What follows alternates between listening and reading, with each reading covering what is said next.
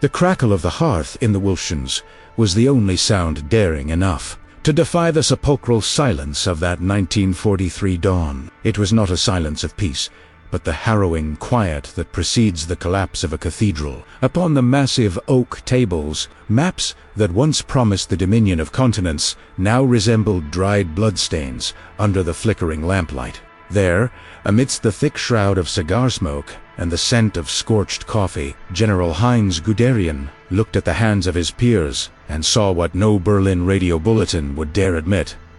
The hands that once gripped the destiny of Europe were cold.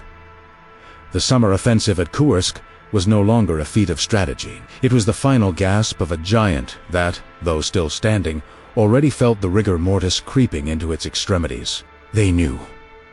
Deep within minds, molded by Prussian discipline and Krupp steel, the men who birthed the Blitzkrieg understood that the mathematics of war had become their executioner, while the snow of past winters still seemed to resonate in the bones of the Stalingrad survivors. The reality of the Eastern Front had morphed into a black hole, devouring entire divisions like grains of sand. In that room, far from the hysterical screams echoing through the corridors of power, the truth did not need to be spoken aloud to be absolute.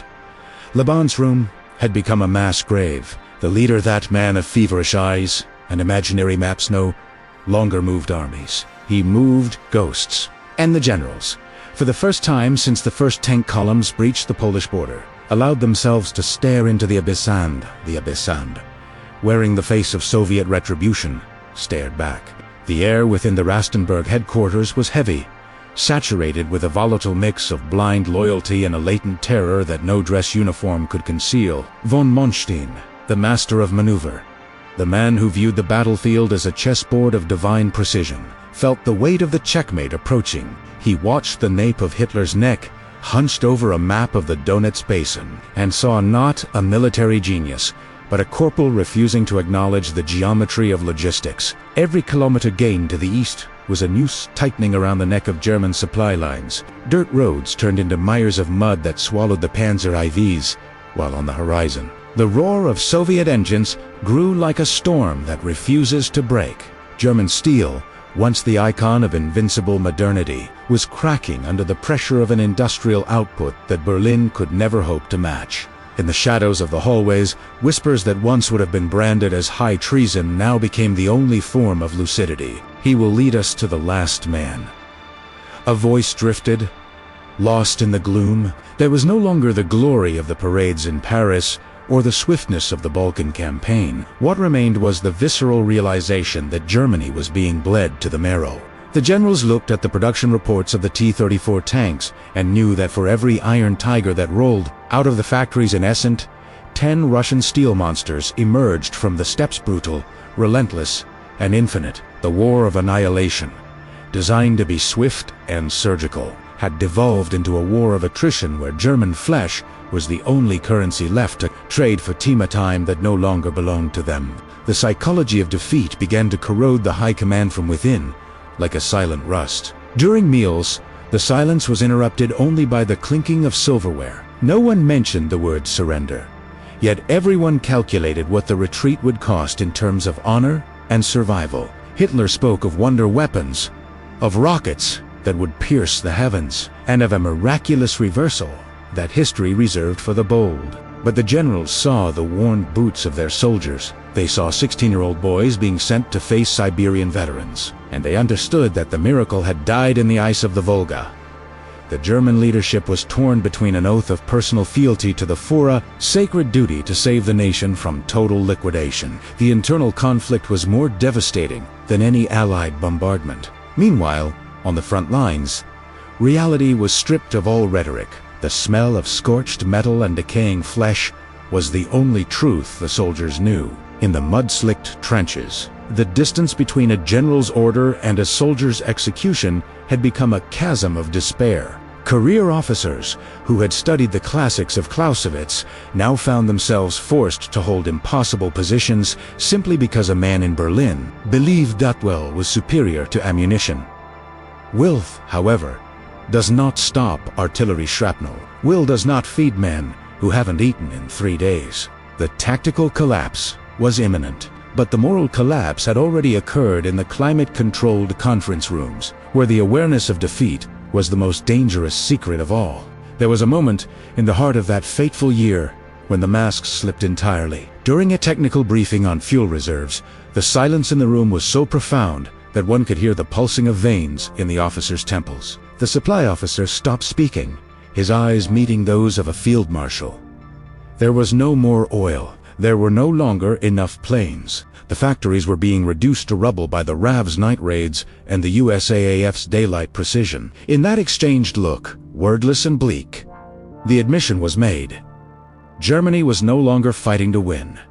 It was fighting to delay the end, and the man leading them, with his trembling hands and outbursts of rage, was the captain of a ship he himself had set ablaze in the middle of the ocean. The internal resistance, fragmented and small, began to take on the contours of a Greek tragedy. Men like Claus von Stauffenberg and Henning von Treschow began to view the elimination of Hitler not as an act of rebellion, but as a necessary surgery to save what remained of the nation's body. They realized that every day Hitler remained in power was one day less of existence for post-war Germany. The abyss was not just a military metaphor. It was the total erasure of a culture, a lineage, a people. The madness of the Supreme Command had transformed the heroism of the common soldier into a crime against humanity itself. And the generals who once celebrated the efficiency of the Wehrmacht now felt the mark of Cain upon their brows. The nights in Berlin became a prelude to the apocalypse. Air raid sirens were the anthem of a nation discovering, in the cruelest way, that the war it had exported to the world was now hammering at its own front door. In the underground bunkers, the military elite sipped the finest French wines, while the walls trembled with the explosions above. It was the supper of the condemned. They spoke of imaginary defensive lines, of counterattacks that would never materialize. While the map of Germany shrank by the hour, the cognitive dissonance was absolute.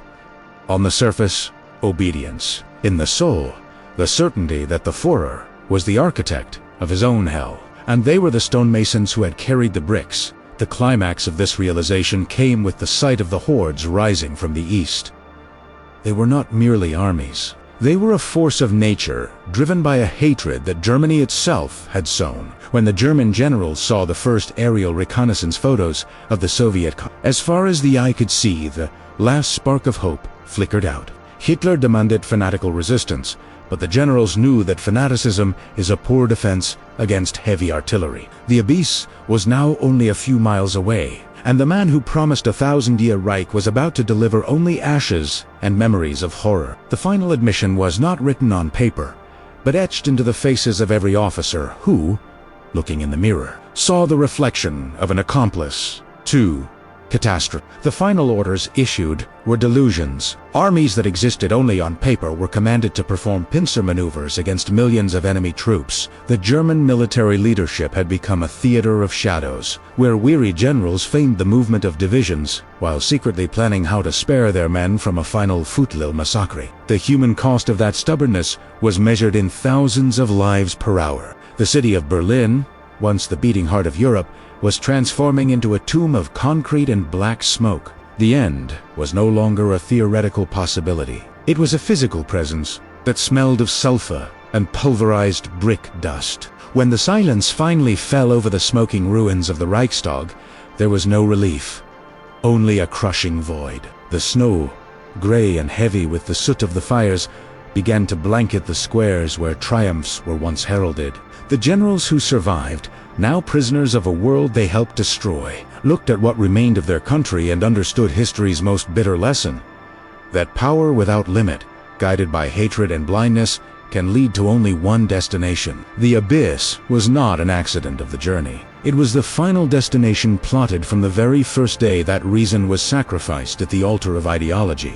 Human resilience, in the end, was not found in the plans of the generals or the dictates of the Führer, but in the civilians emerging from the cellars, in the soldiers laying down arms in search of a shred of humanity, and in nature itself, which, indifferent to the ambitions of men, began to cover the scars of the earth. The final image of that era was not a flag raised high, but the silence of a generation that discovered far too late, that the cost of glory is always paid with the blood of the innocent, the war ended not with a shout of victory, but with the whisper of a sigh of exhaustion, leaving to the future the task of remembering that when leaders lose touch with reality, the abyss is the only ground left beneath a nation's feet.